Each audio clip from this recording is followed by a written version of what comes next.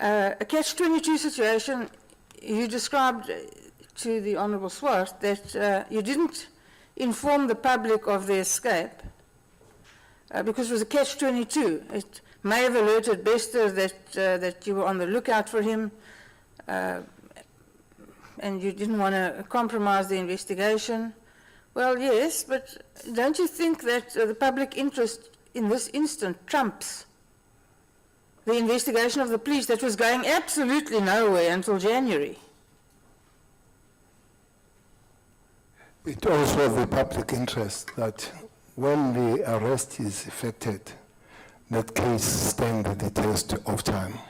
But already, I don't know why that question comes, because it has been considered that indeed, in relooking at things, at least the victims would have been taken on board. I'm getting to the victims, General. I'm getting to the victims.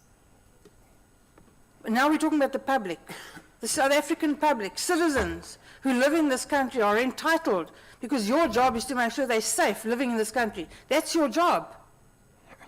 And you allow a serial rapist and murderer to run around doing as he pleases while you know that that's the case, and you don't inform the citizens of this country. And you say it's a catch-22. Well, Chairperson, let me repeat. We're not making news. We're investigating. It is important then, now, and forever to say the police, they investigate and they put those people out of circulation. To say you'll announce that, be careful. People, they say, now Cele is mad. You go and get that person, and we have been on that track. That's why today, at 2 o'clock, it was expected that the other one appears in court, the other one is at Mampura and all that. It's the work that has been followed, including, there is this famous one, maybe I can come to it, including to say the arrest in Arusha towards Kenya has nothing to do with the South African authorities. It's got a lot to do. Maybe those are things that will be kept there until the case comes and all that. The major work of the police is very defined. Is very defined on 205. Investigate, prevent, and indeed, I fully agree with you. At this one, it would have been on the limited way of talking with the families, the victims. Indeed, that point is taken on board. But broadly, it would be good to say this has happened and we've arrested those people of South Africa, as it has happened. Minister, I would like to say 2 things to you, because I probably only have a minute left. You don't.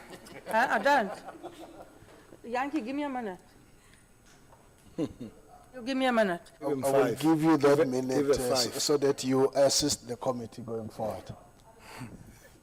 Just say 2 things to you. 1, please don't lecture me on what the police do and don't do. I know what they do, I know what they don't do. I did it for years. You can teach me nothing about police investigations, with respect. Secondly, and I'm glad you take the point, and I'm glad that you concede it, it's an absolute disgrace that the victims of this man were not warned, were not prepared, were not protected. It's an absolute disgrace, and you should hang your head in shame, all of you. It's no way to treat people. But the most important thing is, answer me this. If while you were so busy protecting the secrecy of your investigation and deciding not to warn the South African public, who incidentally expect all of us here to protect them, and we've all failed, all of us. If Bester had murdered another woman, had raped another woman, what would you have said then? Well, I'm not a speculator. That has not happened. Yes, it did not happen. And secondly, I know you are a prosecutor, a vintage one for that matter. But don't tell me about investigating and the police. You only deal with that after they've investigated. Yes, prosecution, indeed, but investigation, absolutely no, not for you. Thank you very much.